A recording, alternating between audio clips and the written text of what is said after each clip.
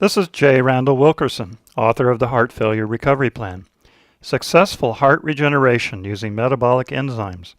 This is part 55 of a 58-part video series on every chapter in the book. Please review our introductory video for background information. Click on our publisher's name in YouTube to access the entire series of videos. Part 55 goes into the subject of clinical trials.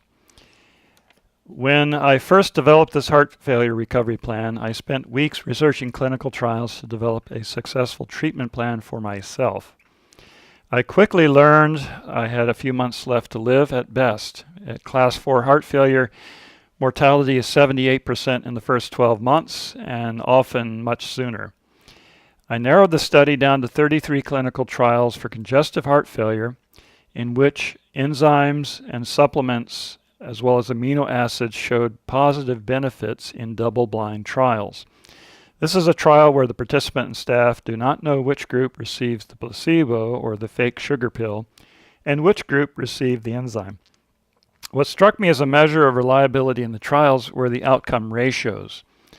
Often the placebo group only had one survivor in every 4, and the trial did not last a year that often.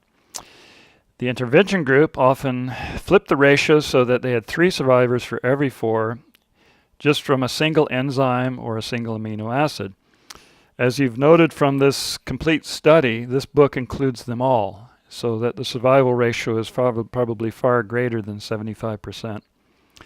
Chapter 5 reviews enzymes and supplements backed up by these clinical studies or trials in the footnotes. I try to evaluate all of the trials for accuracy and use several different trials for every recommendation where possible.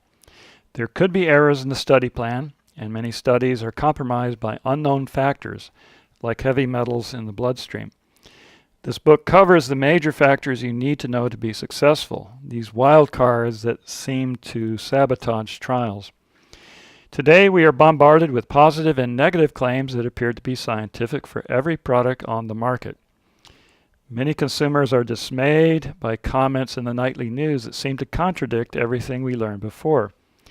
It took over 4 years of data collection and reading to write this book. Much of what we consider to be a foregone conclusion about diet or recommended medical care is often based on fraudulent reports claiming to be scientific studies. For example, one of the largest studies that's being practiced by the maximum number of doctors, cardiologists, and patients is one in which the report indicates a benefit from taking aspirin every day to prevent heart attacks. Doctors prescribe aspirin for millions and millions of Americans under that assumption. This famous study was called the aspirin component of the steering committee of the Physicians' Health Study Research Group. It was reported in 1989 in the New England Journal of Medicine. The study only conducted with male physicians as test subjects rather than the general public, so these healthy doctors skewed the sample group. The average duration of the study was 5 years, and those taking aspirin took 325 milligrams every other day, not every day as prescribed, and they did not receive pure aspirin. It was a product called Bufferin that contains magnesium oxide, a known mineral that prevents blood clotting, and calcium carbonate mixed with the aspirin. This is called a buffer. Another pill containing beta-carotene was taken on alternate days. The study reported at the end there were 139 heart attacks among the group that took Bufferin every other day, and those taking the placebo, the fake, had 239 heart attacks. So immediately on the surface, that suggests that 100 persons of the Bufferin group benefited from taking aspirin every other day. To show how clinical studies can be fraudulent, the report claimed there was a 44% reduction in heart attack risk by comparing the total attacks from each group. In reality, 100 persons were protected from a group of 11,037 men. The actual benefit was 0.9% or less than 1 per 100 in that group. That means the other 99% of the Bufferin group received no benefit at all. And this was reported by James B. Pierce, PhD professor of chemistry at Case Western Reserve University in Cleveland, Ohio. Keep in mind, aspirin can increase rates of strokes, bleeding, and deaths from many other factors.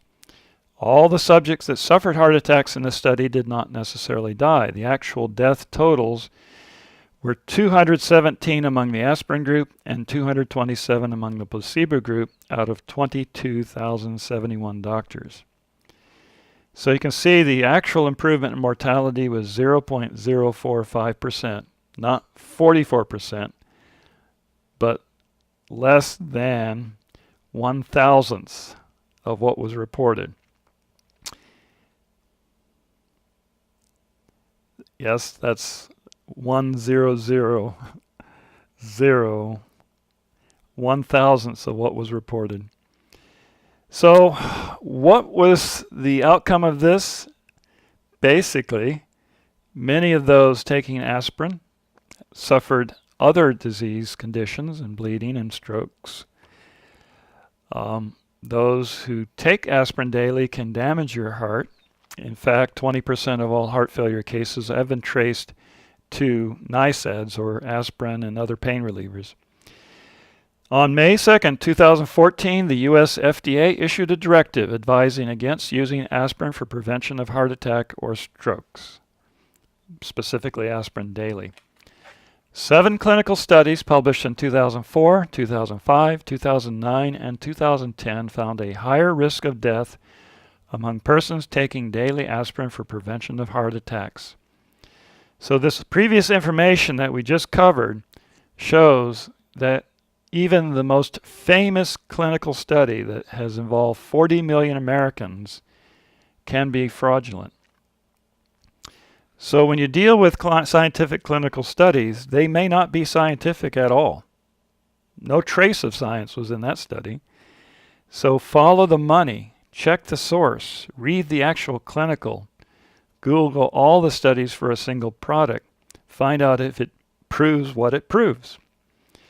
One thing you must understand that you may run into many professional efforts to steer you to their way of thinking. In November 2010, Atlantic Monthly published an article by David Friedman. It was entitled Lies, Damn to Lies, and Medical Science.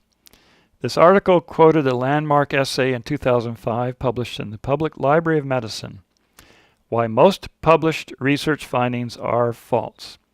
John Ioannidis authored this article, and he goes on to review 49 of the most highly regarded research findings in medicine. He found that 41% have convincingly been shown to be wrong or exaggerated. Time magazine followed up with an article, A Researcher's Claim, 90% of medical research is wrong. John Ioannidis has received invitations to speak at over 1,000 medical conferences worldwide because so many doctors agree with him. They are not surprised by his article at all. As you randomly search Google about the enzymes and amino acids in this book, you will obviously run into many people trying to stop you from using them. Check to find out what is their vested interest. What is their financial benefit at trying to prevent you from seeking treatment? And whenever you run into a recommendation to avoid enzyme therapy or aloe vera juices, the authors of such texts will often make broad sweeping claims that there is no scientific evidence or clinical trials supporting such. That is why this book includes a long list of footnotes of such scientific clinical trials. Authors will make statements such as millions or thousands or nobody among the medical community could ever recommend such treatment. Broad sweeping statements are not specific. They are not scientific. They are emotional. Actually look for a clinical trial bibliography after each author's statements. Then look up the actual trials and see if they are truly proving what they claim. A clinical trial can be formulated to prove that drinking water is harmful to your health. And in fact, persons have drunk themselves to death by consuming too much water. So the key is balance in foods, diet, supplements, exercise. Never assume that more of anything is better. And do not panic if you read that some product contains chemicals. Check the data. The chemical concentration could be such a small trace that it's insignificant. Even selenium in this book helps prevent arrhythmias, yet in high concentrations is a poison.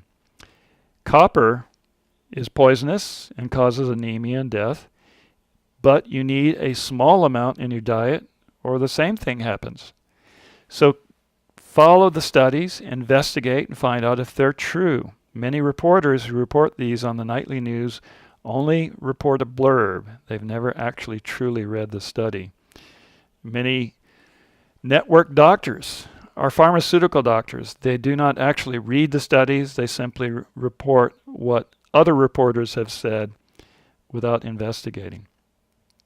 With such obvious frauds in the clinical study business, be careful, pay attention, look through them cautiously.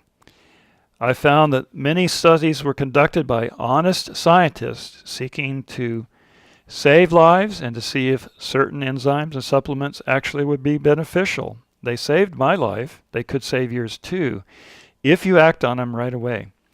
In conclusion, this is J. Randall Wilkerson, author of the Heart Failure Recovery Plan. Successful heart regeneration using metabolic enzymes. This book is available at Amazon in print and Kindle editions. It's available from the Apple iTunes Store in an iBooks edition, and it's on eBay in a print edition. You can also order direct from the publisher. Wilkerson and Hughes, P.O. Box 777, Altoona, Florida 32702. Just include a check for $24 to cover the book and shipping cost.